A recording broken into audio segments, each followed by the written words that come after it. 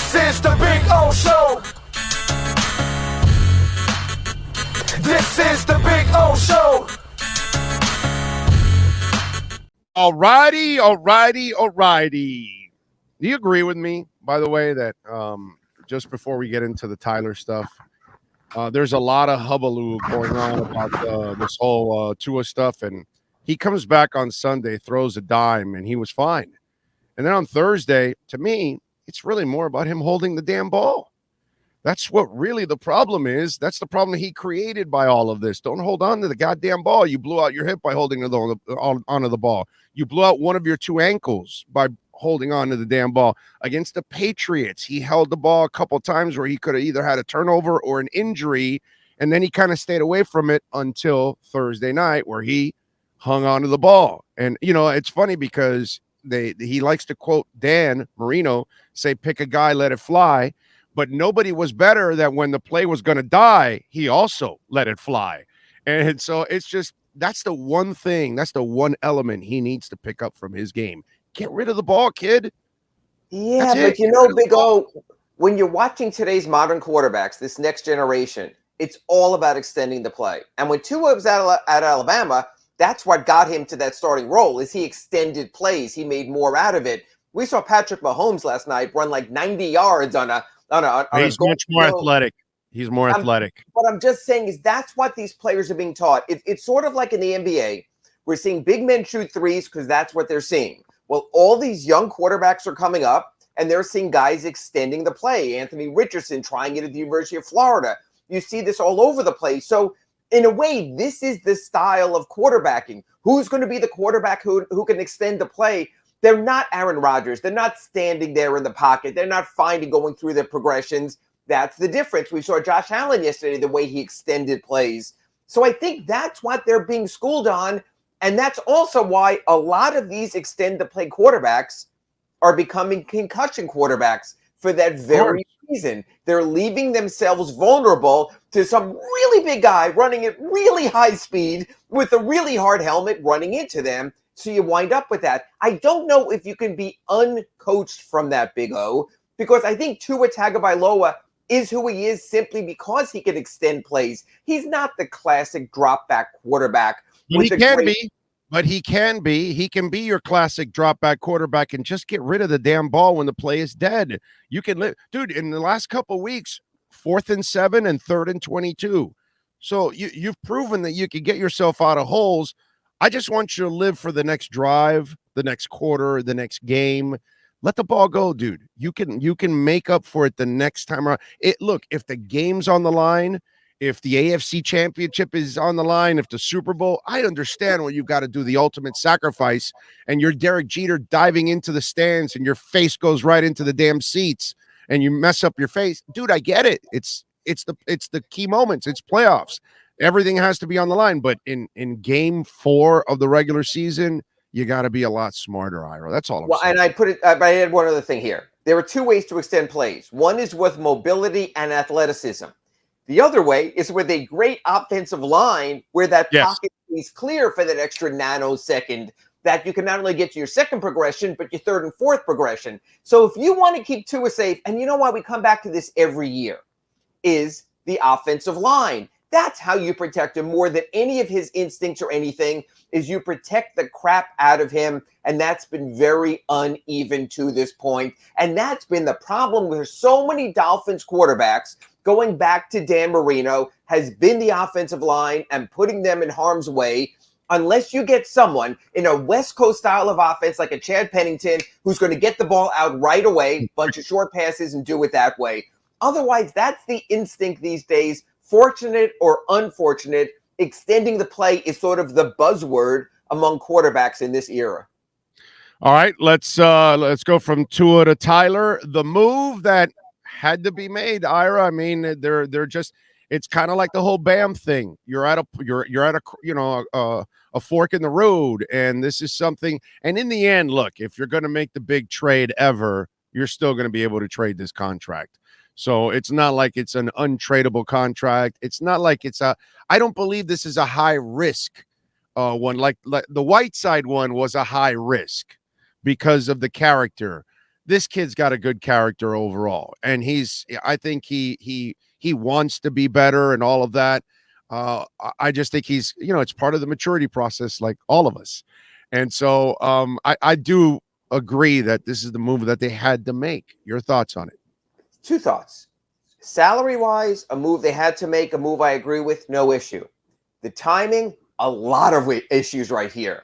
And I thought it sent a really, really bad signal for this reason, Big O. You now can't trade Tyler for the balance of this season. Big poison pill, salary cap rules. You can in the offseason. Matter of fact, I can see where you put this deal together for this reason.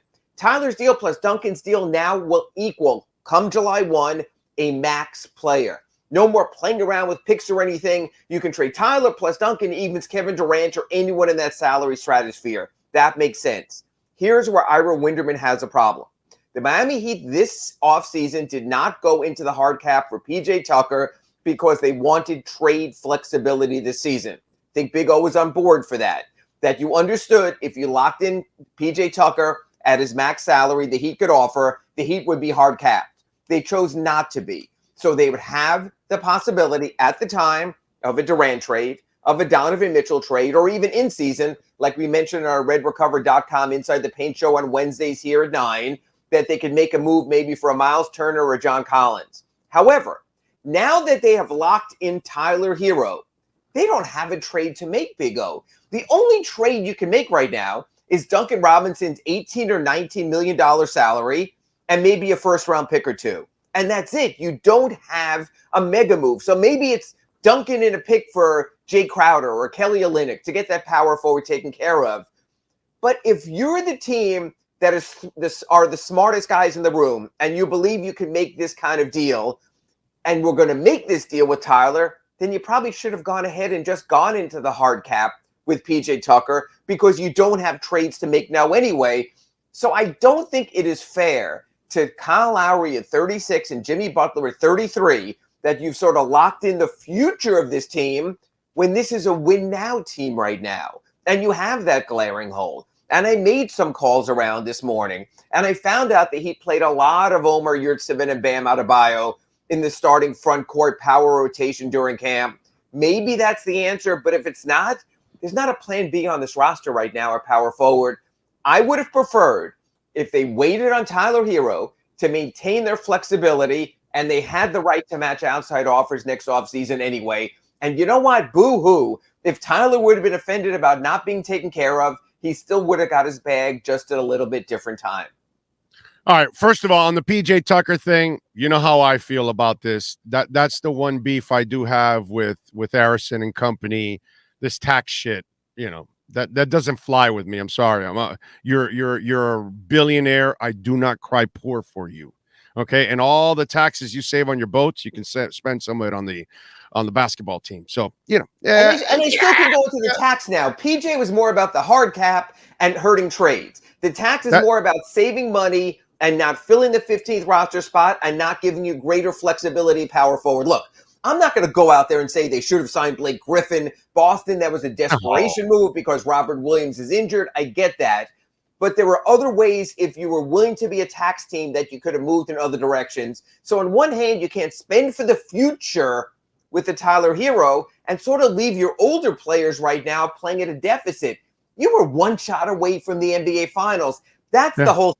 And I just think the front office, as bright as the minds are there, if they had an inkling they were going to do Tyler Herro before that October 17th deadline, then their entire offseason should have been played out that way. Well, now we can do PJ Tucker. We can spend a little more. We can keep Jimmy. We can keep Kyle happy. So the pieces by themselves are interesting. I just don't think they mesh necessarily with the greater overall offseason. I think that's what's left the Heat at a deficit. Well, I think what's gone on is they tried to exercise all these other options for trades, but apparently they weren't very happy with the asking prices overall. Plus, they don't have a lot of picks to move, and so they don't have a ton of flexibility. So from what I'm picking up here, one, I hated the fact you didn't bring back PJ. To me, if you can't make those moves, then you should have stayed with PJ, and you would have, been a better team overall. And you have to think ahead. It's like you're not playing checkers, you're playing chess. You've got to see what the next 5 moves are. So here's my point right now to Big O, and I'm going to ask Kurt Heelan this also on our RedRecover.com Inside the Paint on Wednesday. Knowing the roster you have, knowing that Kyle is 36 and Jimmy is 33 and you're in a win now mode, but knowing that if you trade your 2 available first-round picks, your asset on the trade market are gone probably for next summer also. Would you right now trade 2 future first-round picks in Duncan Robinson for Jay Crowder to fill that hole at power forward and give you a win-now chance? No, not 2 first-rounders. No, I'm not doing that. I mean, he's not even a sure dude. The way he shot the threes, he frustrated me towards the end because he was getting cold and he kept shooting those threes. So did and PJ. So so did PJ last year in the playoffs. Older players, that happens. You wind down. But my point is, too much miles on him. Too much miles on the body. If you're in a win now mode, if you're in a win now mode, I think you play for the moment. No, and I got you. And so this is what my point was. So it looks like what the Heat are telling us is, in a way, they tried to exercise other options. Those options were unreachable. So they didn't think they were going to reach those options now or even by the trading deadline. So you just said it earlier in your statement. When you put Tyler and Duncan's deal together, you got a max deal.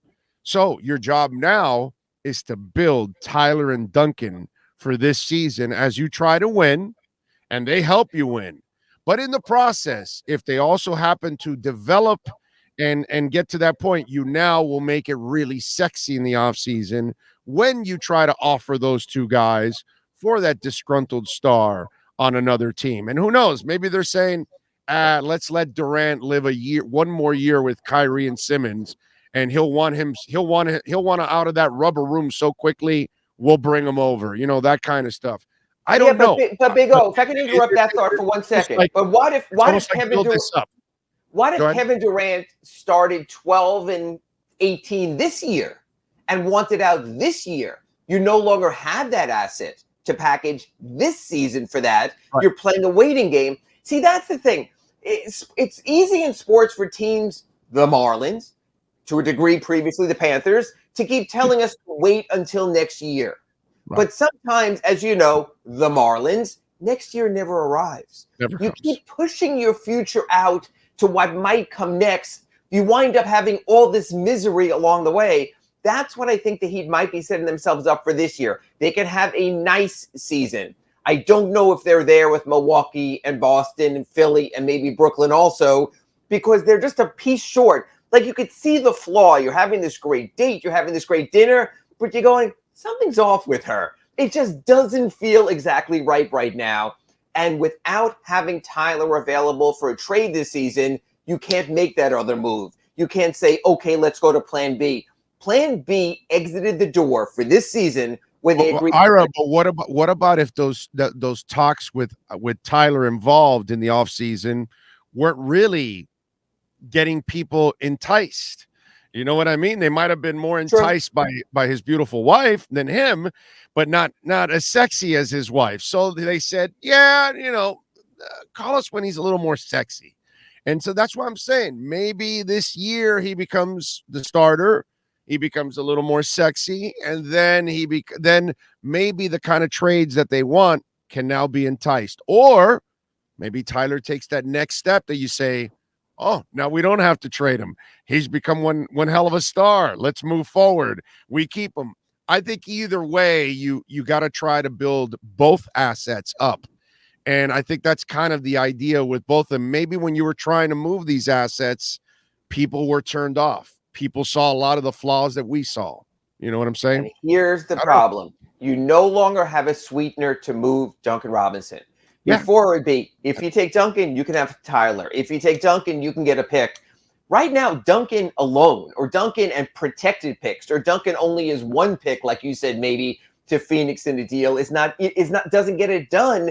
That Duncan Robinson out there, you need a sweetener with him. You don't have a sweetener right now. Now, come midseason, when Dedmon and Oladipo and Caleb Martin become tradable, you can make those packages a little sexier. You can add a +1. So maybe we're playing a waiting game. That's my entire point this morning, is the Miami Heat are now in a waiting game. We weren't in a waiting game when we always had the package. We had, sort of like the deal or no deal. Do you want to try this box? It might have the big check. The Heat don't have that big check anymore. All the big checks are off the board. Howie Mandel is offering you $5 in cash and Duncan Robinson. It's just a little bit different right now. Yeah, no, it is. I'm with you there. What's it called?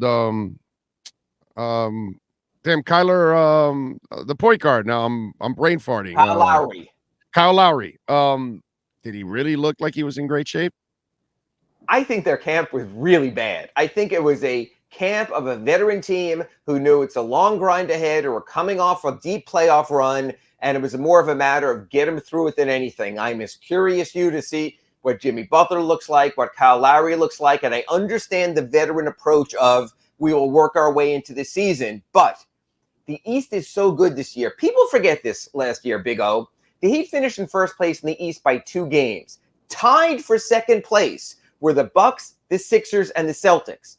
It's going to be even closer this year when you factor Brooklyn in with Kyrie for a full season and a very good Toronto team. You don't have the choice of saying, hey, let's start slow. We'll build our way up. We'll experiment. Every game will count this season for the Heat. I need to see good Kyle Lowry right away, or else I agree, Big O, I will have legitimate concerns. I agree. Yeah, no, because I'm there and we're asking all these weight questions, and then I'm sitting there watching him, and I'm like, you got a big old double shirt on, and you're like, I'm like wondering, like, if you wanted to stick it to people, you'd come back to camp with like a really tight shirt and showing that you're slim and screw you all, I'm in great shape. And I don't know. It didn't. His face wasn't as thick as it was last year, so he has lost some weight. I could tell because I have the same issue. When I gain weight, you see it in my face, a lot. And so I just was like, I mean, Bam does his interview shirtless. UD does his interview shirtless. You know what you're getting. Seeing is believing right there. Kyle, the first thing he does is put the hoodie on. So you got a different thing. And matter of fact, when I tried to shoot him with my awful camera, iPhone 1, I think it is, he would immediately give me the finger just so I couldn't actually get a photo to use until he put the hoodie on. So it'll be interesting to see how things go. 5-game preseason tonight, the scrimmage at FTX Arena. Tuesday, the Timberwolves come in, first of 3 exhibitions this week. Tuesday against the Timberwolves, Thursday in Brooklyn against the Nets, Friday in Memphis against the Grizzlies. So by week's end, when I'm back to you next Monday in our Acura Pembroke Pines report, we'll have an idea of where Kyle stands because you can't hide it in game action. I think that'll be interesting. Yeah, we'll see. All right, follow him on Twitter at Ira Heapy. Catch his work there at the South Florida Sun Sentinel. Ira, as always, thank you, my friend. Appreciate you. Catch you bright and early, Wednesday, 9 a.m., redrecover.com, Inside the Paint with Kurt Heelan. Thank you, Big O. You got it. Thank you, sir. That is Ira Winderman.